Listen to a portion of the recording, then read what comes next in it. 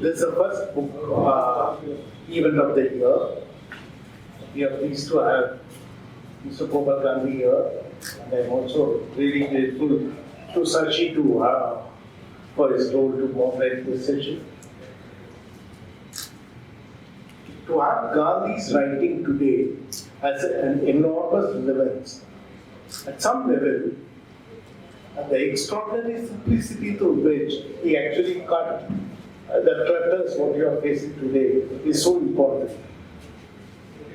As a journalist, actually I gained immensely from both of them. While initially I've been trying to look at the importance of and the rigor of your content, both of them also brought in an element of elegance to their articulation. Therefore, an elegant articulation along with intrinsic content is the one which makes writing so important. I'm really thankful to have both of them here. This is our 23rd event. We started reading up with my colleague Sundar doing a evaluation of Balakrishna's journey of civilization. That was followed by Amartya Sen's autobiography, Home in the World. It was followed by Rukmani's book on data journalism. Then Suchitra Vijayan's Midnight Borders. Then there was a book on Tamil migrants. We had a book on No Man's Land on NRC-CAA. We had a book on Periyar by Karthik Ramanogaran. We had Petri Mohan's book on Wanderers, Kings and Merchants. We had an interesting book on the status of Indian media by Ruben Banerjee called Editor Missing. Comrades and Mullahs was a book on Afghanistan and China. Politics for Sustainable Growth of Tamil Nadu was an interaction with Eric Solheim. Then there was a discussion on Jayarindran's Dravidian journey. South versus North by Neelaganan K.S. Rajaraja Cholan by Kamini Dandavani. Speaking Constitution by Kalpana Kanavaran, which was a translation of her father's autobiography. The Book of Desire was a translation of Thirukural's Kamathurpal by Meena Kandasamy. We had a discussion on Crooked Timber of New India by Dr. Parkara Prabhakar, and we had an excellent discussion on Roses in the Fire of Spring by M.S. Veeraraghavan and Girija Veeraraghavan last. Therefore, this year we are starting with this book on Mahatma Gandhi. Thank you, Sashi. Thank you, sir. Before we start, we would like to give a small token of appreciation to the library. This is a copy of first edition of Tirukural, printed in 1820.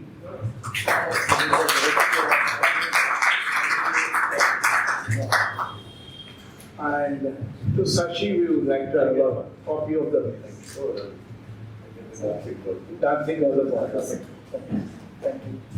So before we came to this hall, when we were sitting outside, Gopal was saying that we're looking at a replica of the dancing girl on Mr. Sundar's desk. And he was saying, whoever called it dancing girl, why do we assume it's a dancing girl? And it's true when you say that, because, and he said that she certainly looks like a girl who no one can mess with. And that's true. So it's I think that's indicative of a fresh look at things. I mean, Gandhi is lore for us. Gandhi is canon for us. Gandhi is father of the nation. Gandhi is part of the national psyche, right? It's part of the Indian psyche. And therefore, to do a book on Gandhi, even for his grandson, must be a formidable task.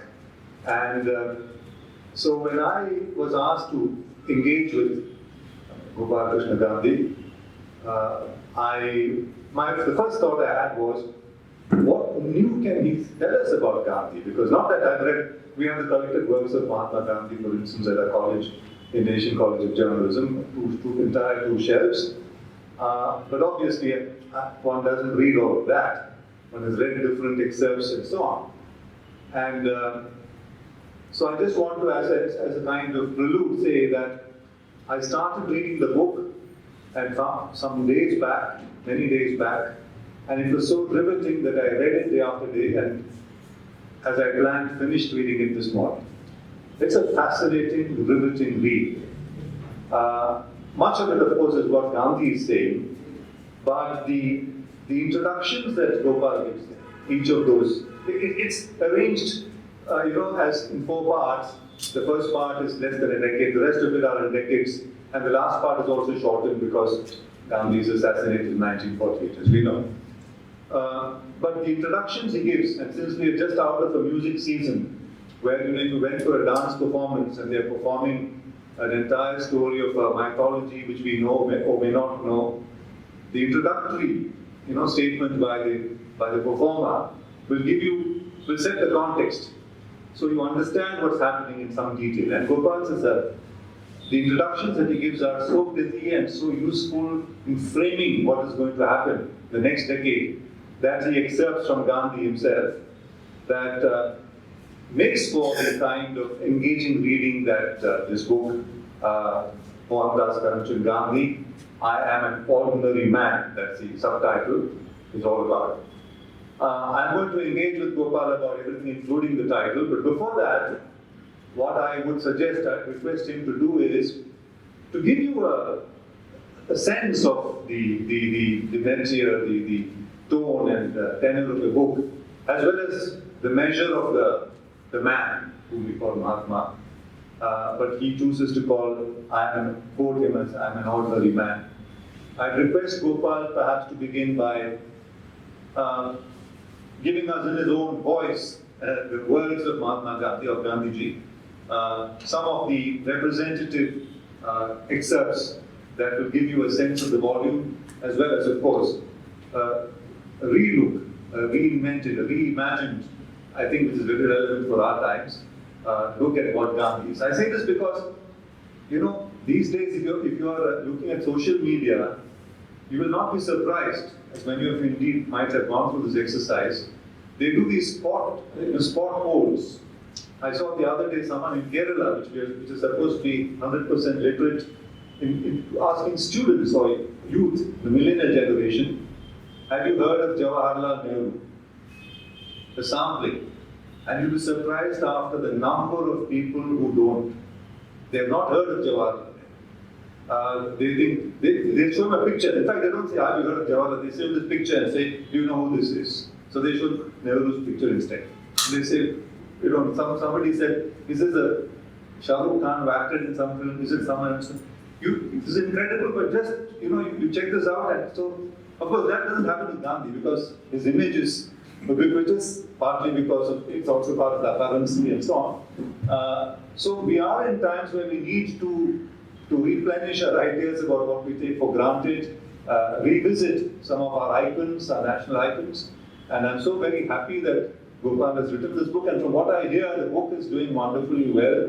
It's been receiving, it's created a frisson, I know, in the book festival circles, from what I track, what friends tell me. I'm so happy for the book and for the author. So I'll begin, as I said, by requesting Gopal to read us excerpts of the book he would choose, just to give us an overall idea about it.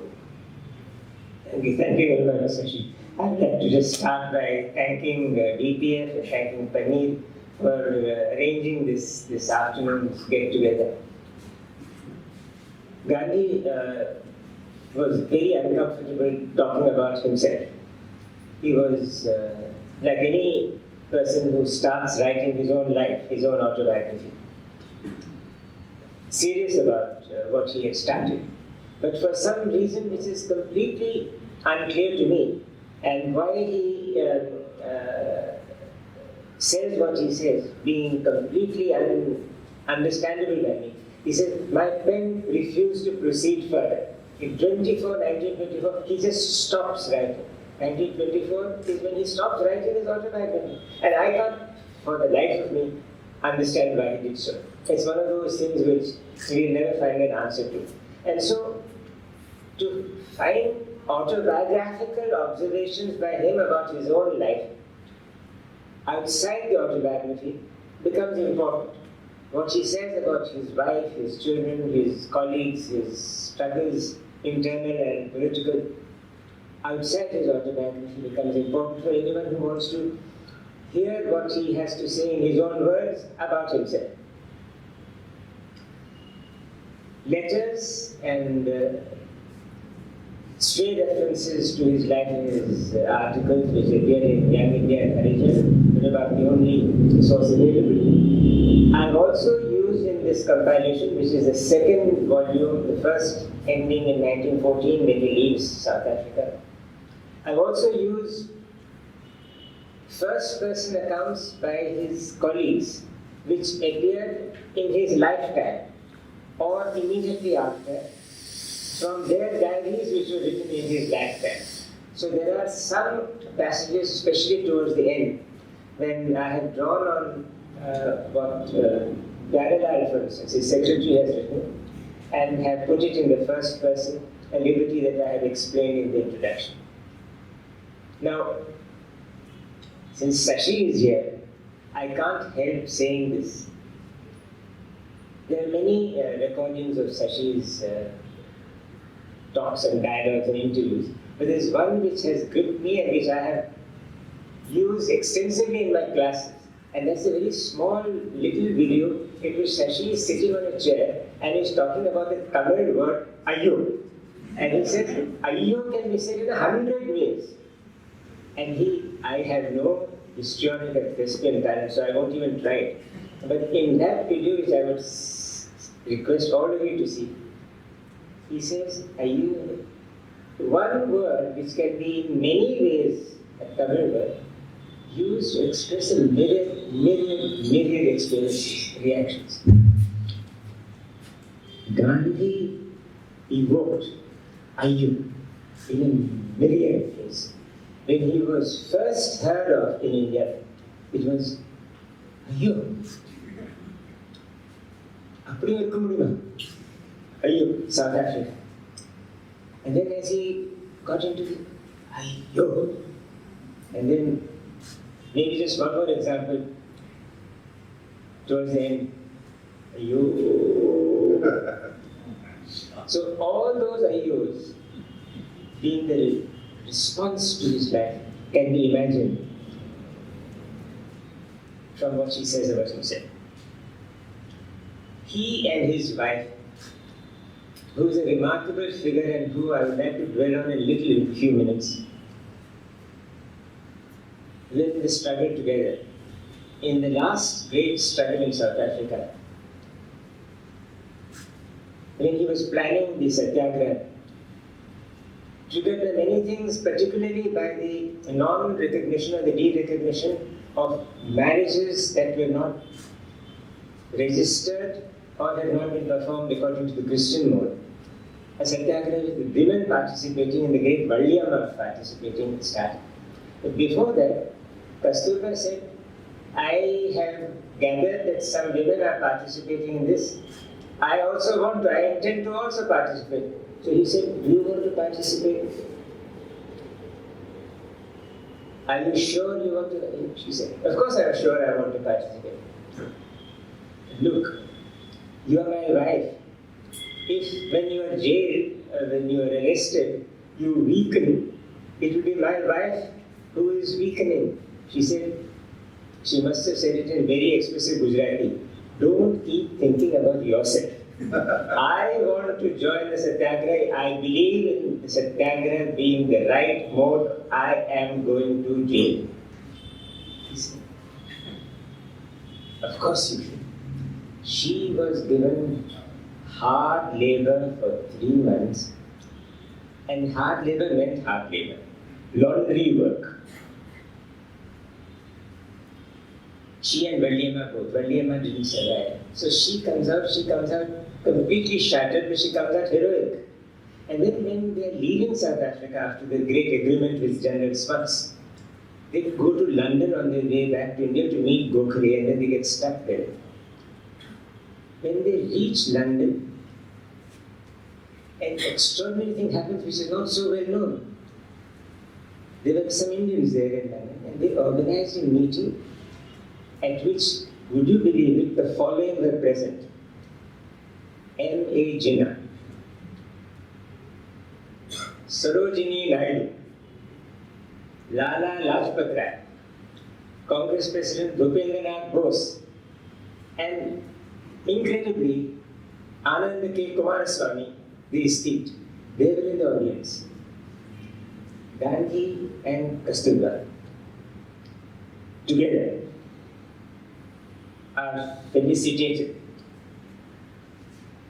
And Gandhi says, standing before that gathering, I said, we had got the limelight in South Africa, we including the wife. But if we merited any approbation, how much more did those who went into the struggle with no thought of appreciation? Harbat Singh was 75 years of age when he joined the struggle and entered prison and died there.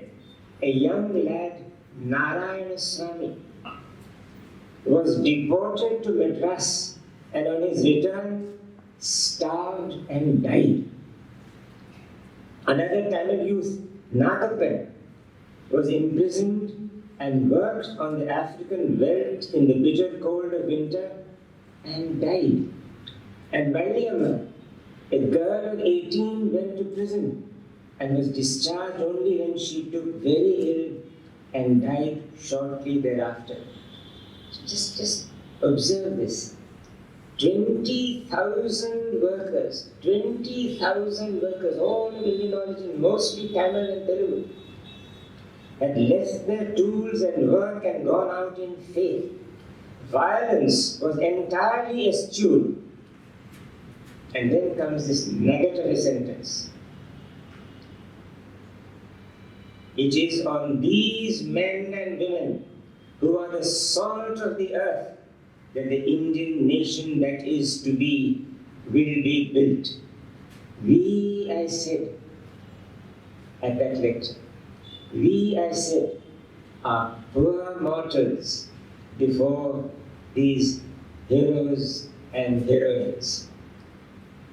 So this was his sense of his own role and Kasturba's. And this was his sense of what 20,000 workers downing their tools, Tamil, Telugu, and some from Bihar, plantation workers. It is their sacrifice which he describes that ended in that very successful, though partial, agreement and led on to what happened in India. Since I am a bit taken by my, sorry, I didn't intend to say my grandmother, I meant Kasturba. I must say that he refers to her as Kastur. And it's very interesting that in the British Library, a document exists which was recently found, the only one in which M.K. Gandhi and Kastur have signed together. Kastur has signed it in Gujarati, in the Gujarati script. And he has written below that, Mrs. M.K. Gandhi.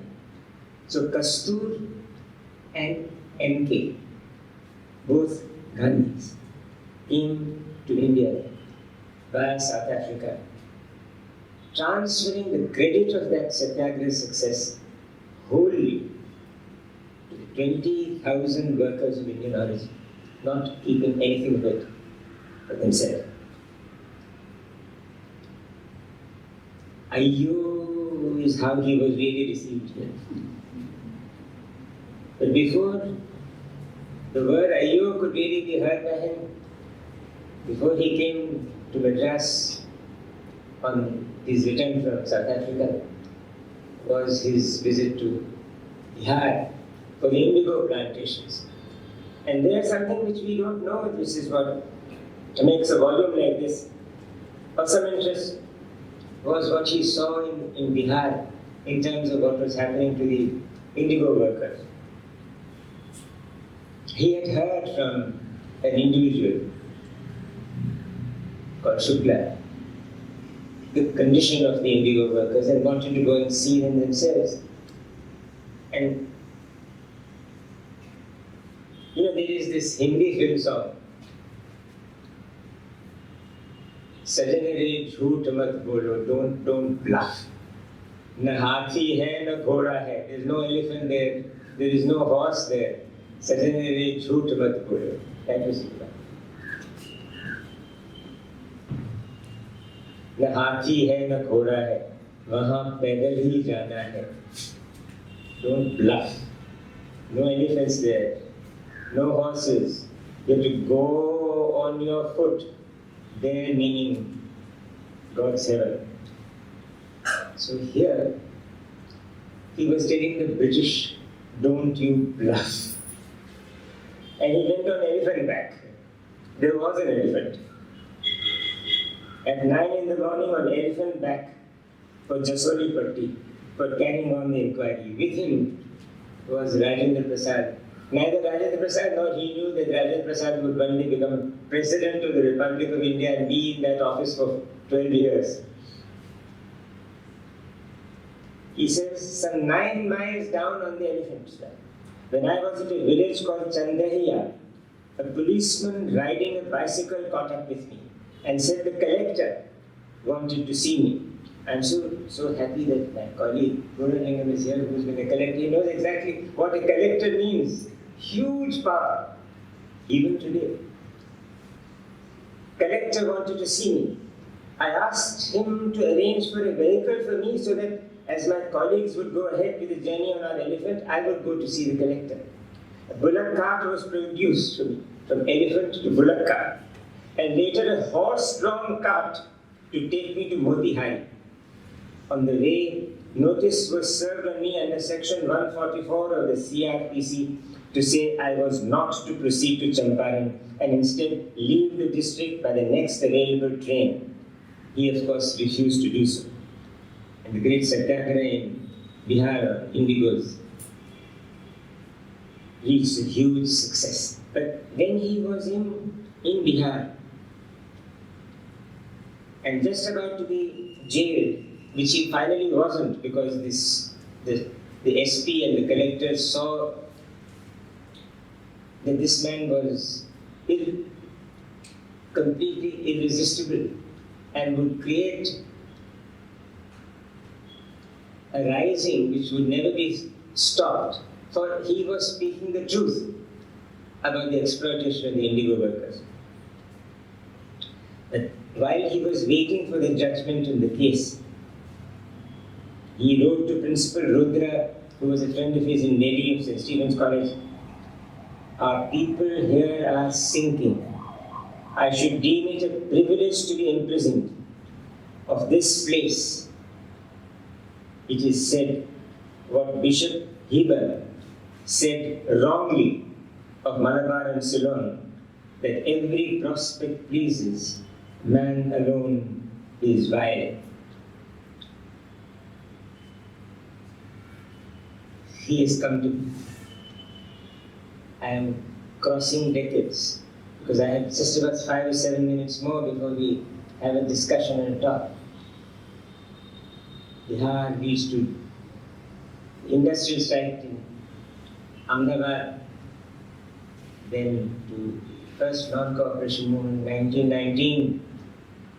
Then he comes to Madras and he says, after Jallianwala Bagh had happened, what do I do?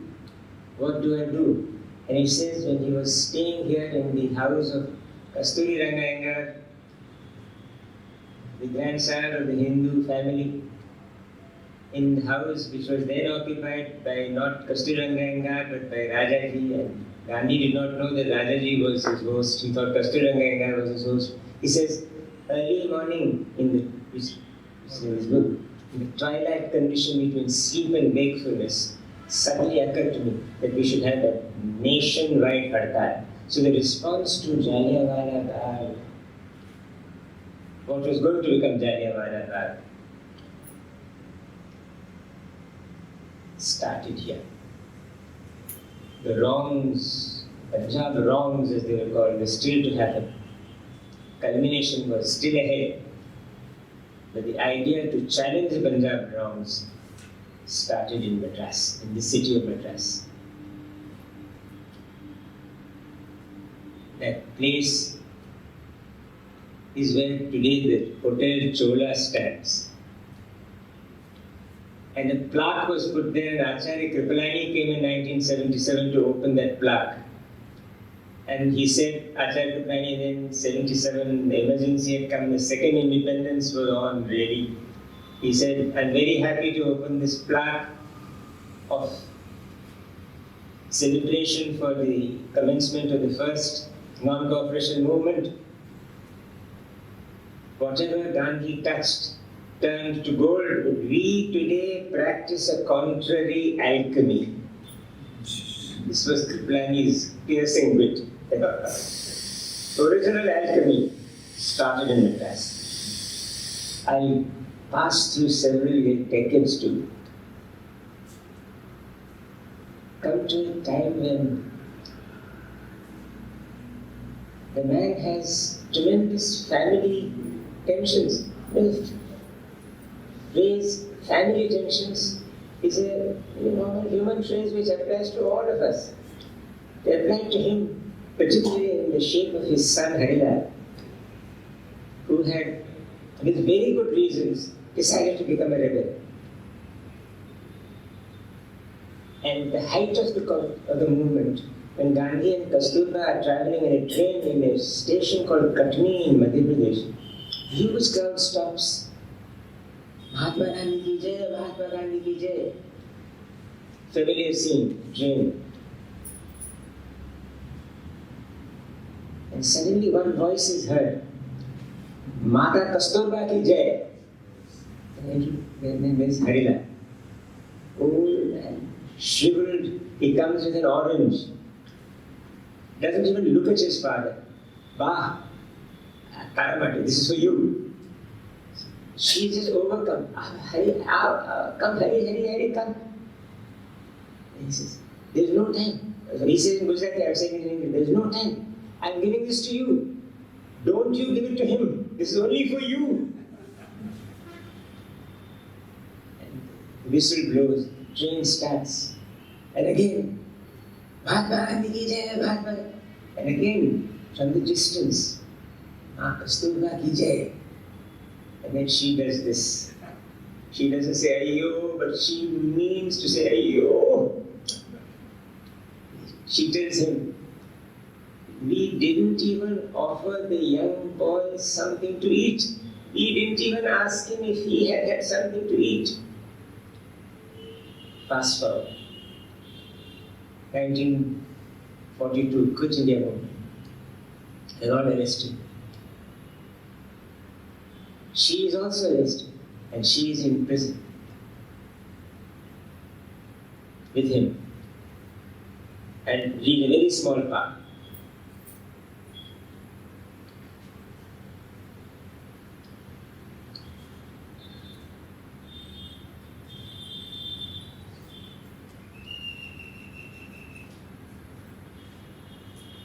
Bar's head taking a turn for the worse. On 3 December, the government asked Ramdas and Devdas to reach Pune. Devdas, accompanied by Ramdas's wife, came. Bar was in need of medical attention. Can't she be released? The authorities said, if she is released and she dies when Gandhi is in jail, we will be called heartless. Her condition worsened on 4 January. She asked me on 2 February with some impatience as to what was happening about the nature cure expert coming to see her. I am at it, I said, but we are prisoners, aren't we?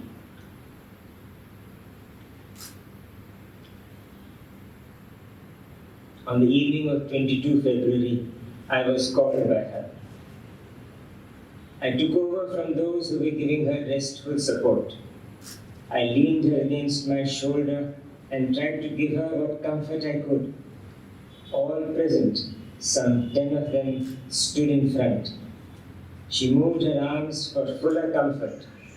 Then in the twinkling of an eye, with Harilal beside her, Ramdas and Devdas also, the end came. It was, by the Hindu calendar, Shivratri. Messages of condolences came the next day from the Viceroy. It was noticed that none came from Lord Linlithgow, who had jailed her, and none came from Qaid-e-Azam, Jinnah. I will just conclude with the very end, in which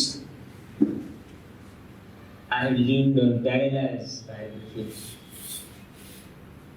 Vallabhbhai arrived at 4 p.m. with Maniben.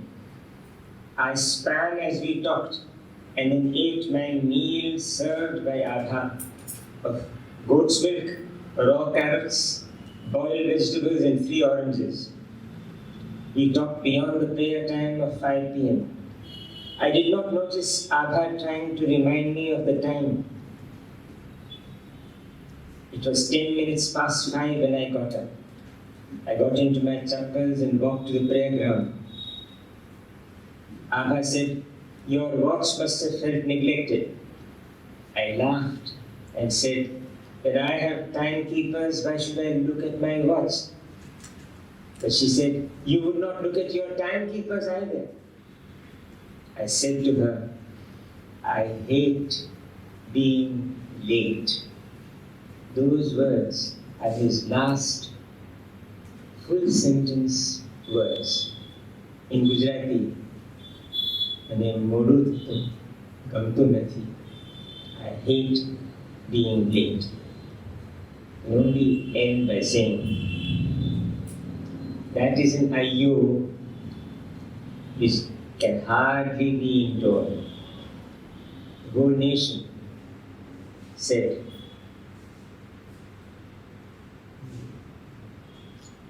Shashi. Thank you, Gopal. So, those were some very, just poignant, particularly the last few ones, very poignant instances of this compilation. The one with Harilal, as they were passing in the train, as he said, I think it was from Sevagram to Varda. They went back to Varda at the train and the station as he comes to meet his mother. There's a description there which Gopal, I think, skipped. His teeth are broken, his front teeth are broken. And he apparently got this orange by seeking money for it. He didn't even have money to buy the orange. In other words, he begged and got the orange in order to give his mother, not to his father. and he says, you are what you are because of, you are famous because of Kasturba. And he says that. So there was some plain speaking going on between Gandhi and of course the last moments were fantastic. Now, let me begin at the beginning and ask Gopal this. Why have you said, I am an ordinary man? It intrigued me through the book. So I was obviously having an alert eye for something he might have said somewhere. And indeed I did find one point where he doesn't quite say that, but this is when, the Hunter Commission, after the Jallianwala Bagh massacre, the Hunter Commission, and he's deposing before the Hunter Commission, and the judge, Sir Chimanlal Setalwal, the committee, the chair, the committee, the Hunter Committee chairperson, Chimanlal Setalwal asks him, I quote from his book, Mr. Gandhi, you do not consider yourself a perfect satyagrahi yet? So Gandhi says, no. If that is so, Mr. Gandhi, it is almost impossible for ordinary people to ever hope to be that. Then he says, I do not by any means consider myself to be an extraordinary man. I assume this is what gave you the cue to the title, or was there anything else? Why would you call him an ordinary man when, for instance, someone like Albert Einstein says, generations to come will scarce believe that someone ever in flesh and blood, such a being as this, ever in flesh and blood, walked upon this earth. Generations to come will scarce believe that such a being as this, ever in flesh and blood, walked upon this earth. And here you are saying, I'm an ordinary man. That's a very interesting discovery of yours, Sashi, Oh, because yeah. it corroborates the actual line which occurs on page 393. Oh, it does. This reference, I am an ordinary man, again, is a Madras episode. On the 30th of January, coincidentally, on the 30th of January of 1946, he was in Madras. And I addressed about 1,500 Congress workers for about half an hour from 7:30 p.m. I then asked the gathering how many of them could follow my speech. He was speaking in Hindi. How could the gathering have followed his speech? About 50 people raised their hands. Out of 1,500, only 50 had understood his Hindi speech. I am surprised that even 50 had understood it. Then he says, noticing Kamaraj was not among them, I laughed and asked Kamaraj, you too? And then I asked the gathering to put me questions. The first questioner speaking in English asked me to tell him something about the future. And then Gandhi says, only God can say what is in the future. I am an ordinary man. Oh, yes. Okay. Today, I think that's very poignant. The future of India, the future of the world, what is happening, Israel and Gaza, 20,000 killed, including children. What is the future? Gandhi never claimed to be anything more, know anything more than anyone else. Only God can say what is in the future. I am an ordinary man. This was translated. And I can imagine somebody saying, translating it as, now there is Adharana.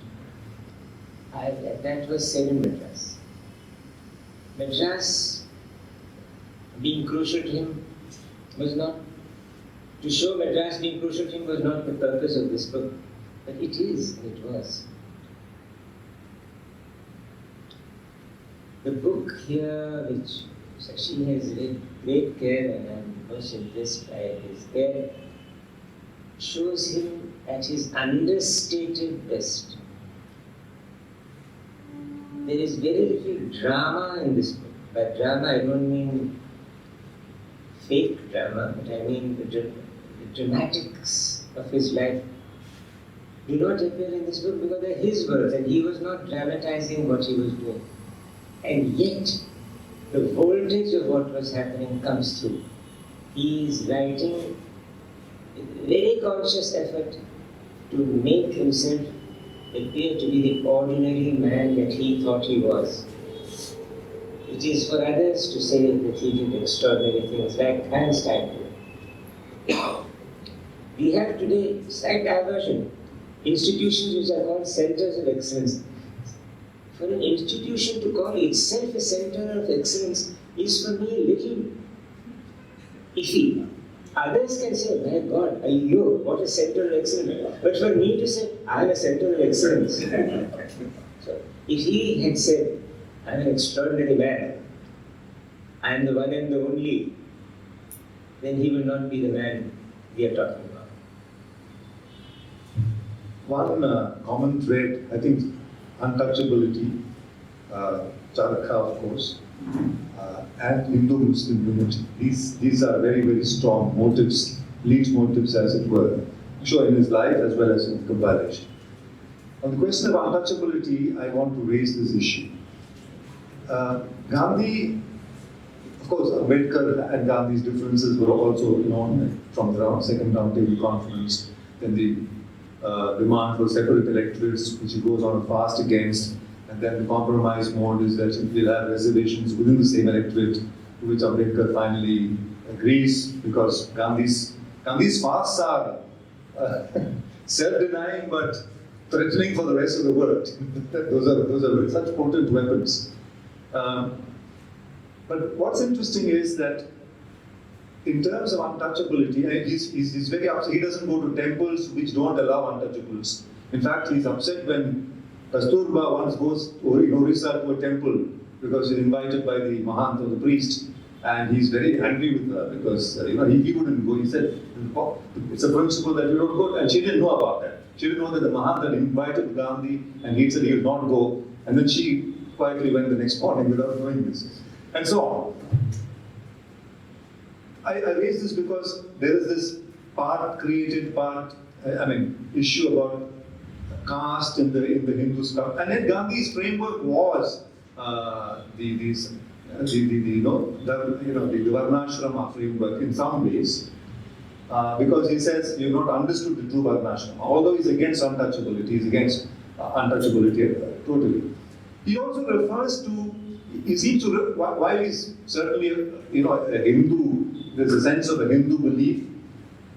There's always a cynical, sarcastic, even inimical, I think, reference whenever he talks about Sanatanis. He seems to make a difference when he's talking, and we know who he's talking about when he uses the term Sanatanis. And he's not talking about just Hindus. So do you think that he had this sense of Hinduism being hijacked by Sanatanis? I mean, if that is what it is. That's one part of the question. And the second part, I'd like to reflect on this. I remember Gopal Guru, many years back, came to our college and he was speaking at one of the functions. And he said Gandhi was a very, very well-meaning in terms of untouchability, etc. But at the core, this is what Ambedkar asked him as well. Will untouchability mean I can go to a temple? Gandhi said yes. Will it mean I can go to the Sanctum Sanctorum? Gandhi doesn't respond to that directly. He says, for me, if you enter the temple, you are eligible to do puja. And therefore it's assumed that you can go whatever it takes to do puja. So Ambedkar was pointing out that if I am a Hindu, I will be born only as an outcast. And therefore, why should I be a Hindu? And so Gandhi is trying to persuade him that that's not what Hinduism is all about. Hinduism is not about and yet she doesn't give a full-fledged, there's no convincing response, is my sense. But you've read him far better than me.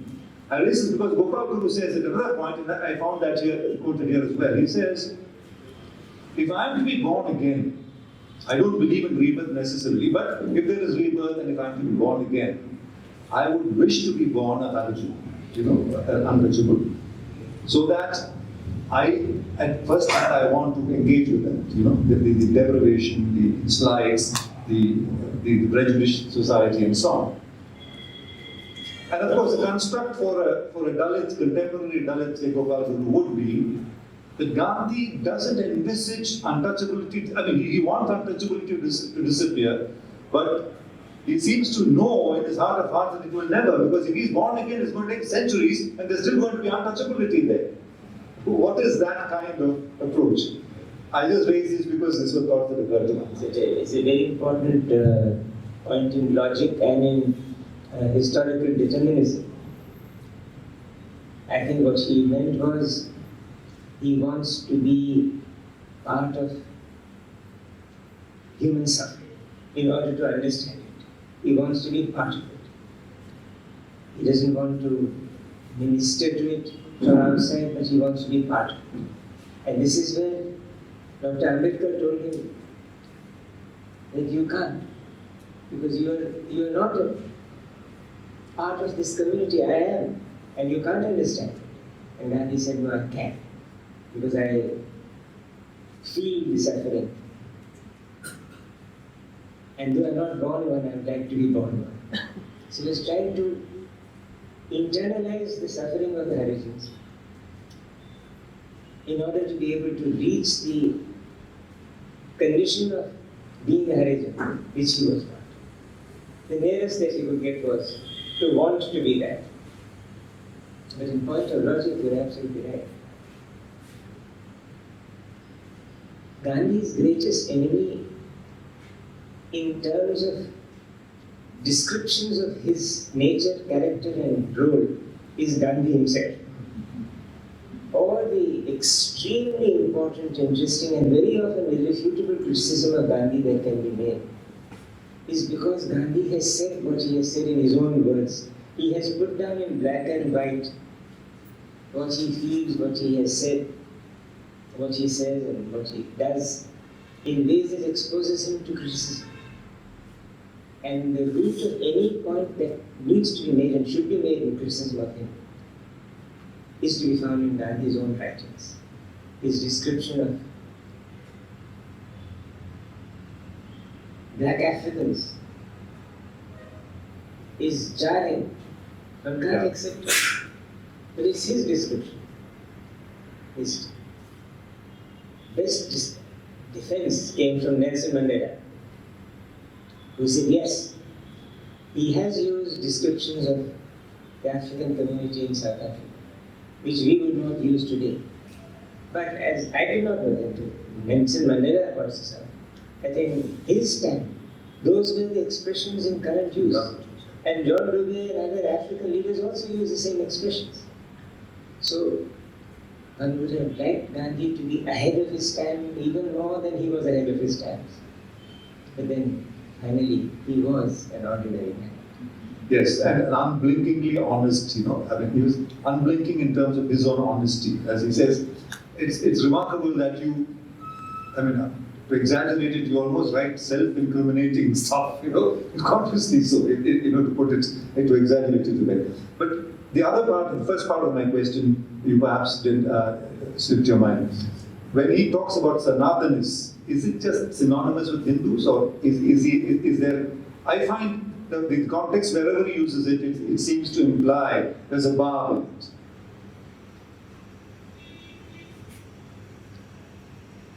The Sanatanists whom he had in mind, particularly visible to him in Travancore, Yes.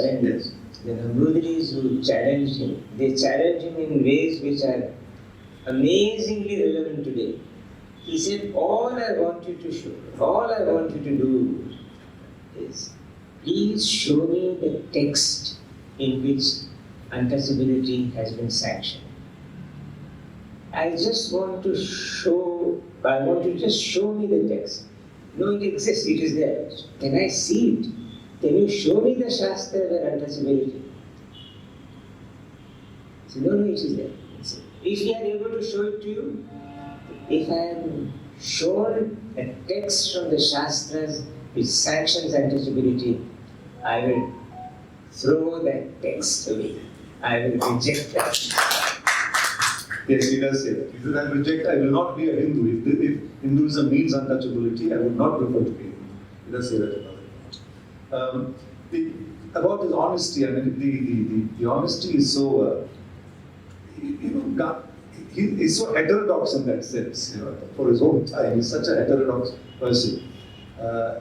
And he knows his own strengths. For instance, it's he who's describing when he goes to a place, a number of people who come there, tens, thousands, lakhs sometimes, how they receive him, how sometimes bullock carts or horse-drawn carriages are brought, but the horses are removed and people are pulling them like, you know, chariots in the temple. You would see that total reverence. I mean, and he says that it's equanimity with even-minded balance. He's writing all this. And it reminds you about, there's no sense of being humbled. I mean, there's no force to. I remember a joke, humorously somebody said, I think it's Banacho who said, humility is like underwear, good if it's hidden, bad if it's seen. Gandhi's was genuine humility. It was humble. At the same time, someone says, will you be leading this nation? Will you take the lead? He says, yes, I will. When the time comes, I'll lead the people. I will.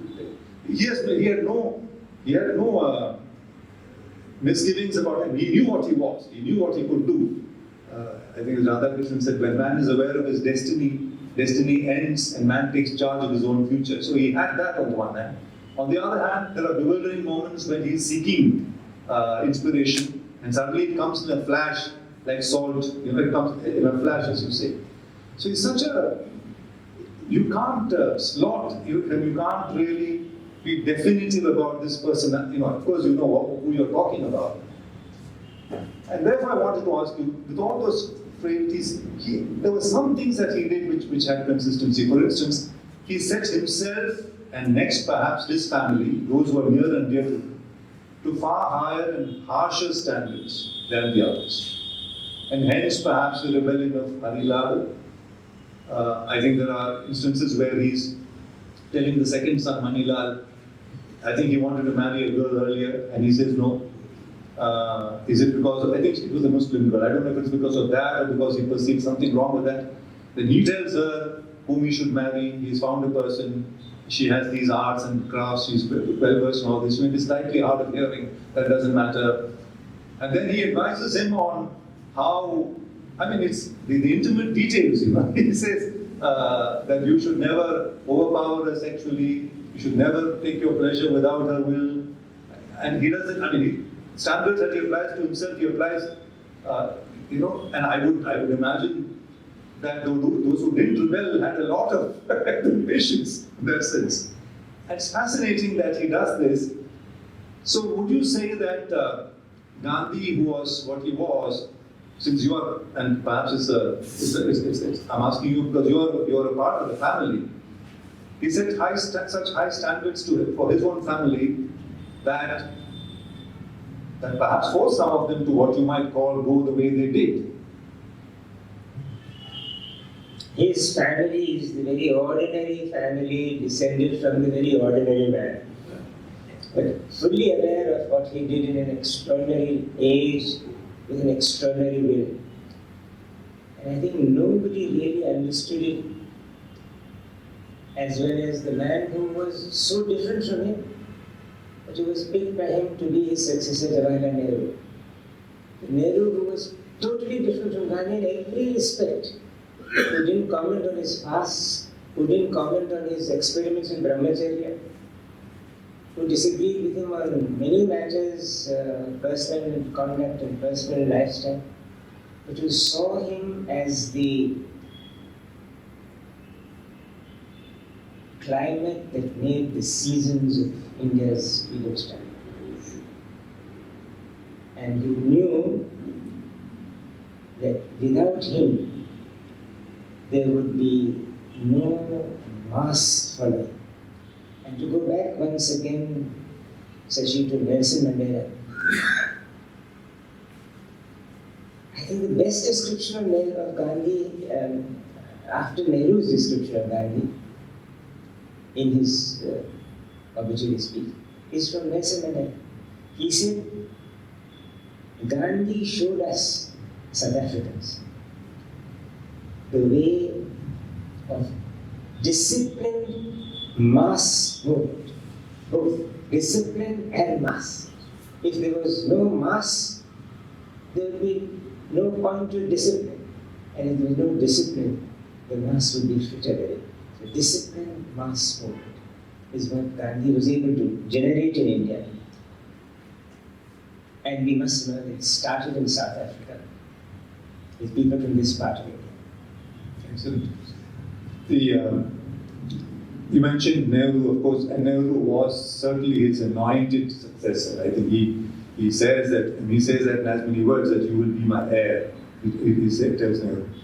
And yet it's fascinating that Nehru's arch rivals like Subhash Bose will come to Gandhi for advice. And Gandhi sometimes keeps himself at a distance because he wants to give Subhash Bose a fair chance at doing whatever he wants to do, and not allowing anyone to pull in his weight to counter that. Although he knows that who is the better person. There are moments when he has conflicts like that with Bose, of course, with Tagore, whom he talks to Gurudev, for instance, his non-cooperation movement. Tagore goes against that, saying, first of all, something which begins with the word non is negative. And then Gandhi points out that the Upanishads, everything begins with neti, not. And therefore it's not irrelevant. So you have to hold truths, so and so on. And the ability to convert someone who is opposed to him, almost invariably to convert them to his point of view or coexist with it without losing an ounce of respect for him. I mean, that's a fascinating quality. I mean, there's nothing in this that is Manichaean. In other words, it's not good, bad, black, white. Although one would think in terms of Gandhi, there's a moral. The moral compass is very, very complicated in some ways. His dependence on his wife his dependence on his colleagues was only part of his larger dependence on this generality of the people in India, who just took to him as because, for the simple reason that he hid nothing from good days, be it in his political or his personal life. And I think ultimately it was just, he was not afraid of two Ds. He was not afraid of defeat, and he was not afraid of death. These two Ds had no terror for him. And he suffered defeat after defeat as much as he got victory after victory. And as he said, I hate being late. There is this great European philosopher called Lanza. He has creatively used that phrase to say, in a dramatic recreation, that he comes and he sees his assassin and he says, "Oh, you are late." Meaning that he himself is and will always be ahead. It is the assassin who will be late. It is the assassin who will fall by the landmarks of an ordinary milestone road, whereas he himself strides ahead. That's very fascinating, because in your book, there's a portion where Gandhi speaks about, is it his dream or his aspiration, I'm not sure, where he says he sees himself in a crowd in front of people, and there's someone with a sword, someone with a dagger, and they are going to kill him, and he says, that is the kind of death I desire, which is fascinating. For someone who is an apostle of non-violence, he sees his own end as violent. I mean, as it turns out, with tremendous prescience, terribly so. So these are some fascinating kind of, not contradictions, but that's what makes him so heterodox in the sense that I mentioned it. What the other aspect, since this happened again, it has some kind of resonance today. The other day, there were these youth who jumped into Parliament, and some yellow gas was set off, and there were, of course, pandemonium all around briefly. And we know that in these some of them were citing that they were following Bhagat Singh's example in British India, where he had gone to central, legislature and because they had also assassinated British officials, those who I think were responsible for the death of Lajpat Rai as they saw it.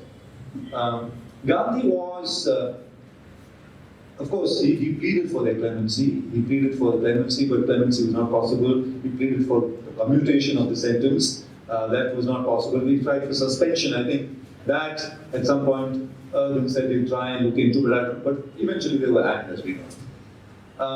But Gandhi refers to that. I think this is on his mind, and he keeps saying, he keeps weighing down against violence, against that kind of activity, which I think hurt even Nehru. Nehru said, for instance, Bhagat Singh's act fired the popular imagination. Subhash Chandra Bose certainly, and yet Gandhi stood his ground. What do you make of that kind of singular vision, where you don't make strategic compromises, even if that is, I'm sure it's not that he was not clever or wily, he knew, but when push came to shove, there was something he would not yield to. I think these two, truth and non-violence, they put him well ahead of the immediate quotidian aim of the independence of India. And when he said, I do not believe in the cult of the gun, because if we kill the British today, when we are free, will the cult of the gun not turn against us? He was absolutely right. And there is not one of the countries in the subcontinent of India, South Asia, where the cult of the gun has not taken away the topmost leadership. The topmost leadership. Myanmar, then Burma, Yeah. Bangladesh, then East Pakistan, Sri Lanka, then Ceylon, Pakistan, of course. It didn't require too much foresight to say that, but it required some guts to say it. Because it went, in a way, against popular sentiment, which very rightly saw the great courage and heroism of those who believed in the right of violence.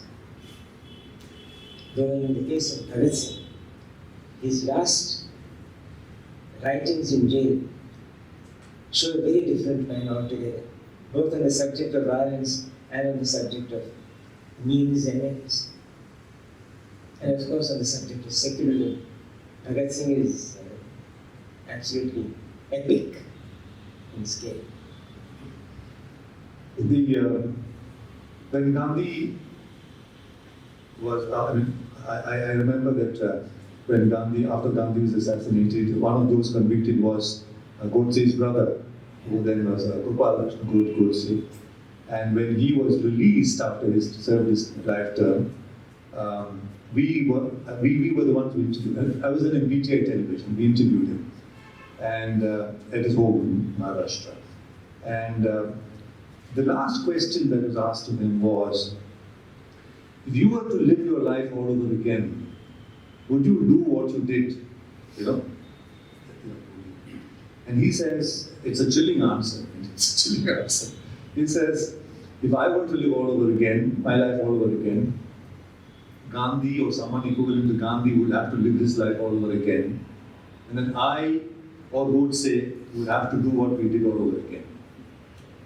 That was his, I mean, this is there, the recorded video interview. So Gandhi, I mean, that was, see, we have seen that becoming, that strain in our polity becoming far more acute and dangerous now. But I remember when I did a small documentary on Gandhi on this occasion of his death to be shown when I was in PhD, we had got this footage from FD at that time. And one of the things where we have him saying, in what context I don't know, maybe in some, it's not a meeting, it's just a group of people and he's saying something, where he says in Hindi, "Lete hai naam Ram ka, karte hai kaam Ravan ka." And that strikes me as I mean, even within the framework of the Hindu allegory, you know, he's able to communicate this. If Gandhi were alive today, I know this is a difficult and probably an unfair question. What would he do? Certainly, we are going through very difficult times in terms of politics, in terms of morality, in terms of truth. We're living in a post-truth world. It's almost as if truth is a convenient tool. And here is someone who lived and died and showed the way of truth, and that truth can conquer. What would be the equivalent value or stance of Gandhism, or Gandhi, what Gandhi stood for, to try and tackle some of these issues that we face today? That's a very understandable and appreciable question, Sashi. But I think it's a question which has in it a delusion, and it is almost a self-annihilating question. One does not ask what would the Buddha do if he were alive, or Christ do, what would Baba Sahib Ambedkar do for that matter. They had done what they did in their times. And as the Buddha said of himself, be your own lights, be your own lamps unto yourself. Some say, he said, be your own islands unto yourself, deeper, deeper. Do not look at what I said for teaching. Test your experience with your own life. I think in Gandhi's case, as I suggested there, he was moving inexorably towards the end that was his. He had said, partition of India over my dead body. He had said, Hindu-Muslim unity is for me the most important thing, along with the abolition of untouchability and the removal of caste distinctions. And he just walked into it. There is this great cartoonist called Maldini. He wrote in the Chicago Tribune. He has this fantastic cartoon. Martin Luther King has died. Martin Luther King has died within a few months of saying what he did about Gandhi. Gandhi is already on a cloud in heaven. Martin Luther King comes and joins him. And Gandhi looks up and says, Dr. King, the odd thing about assassins is they think they have killed you. So neither Martin Luther King or Abraham Lincoln or Gandhi can do much more had they been alive today than what they did. I think in the manner of their going, they have done the maximum that their uniqueness could have enabled them to do. Thank you very much.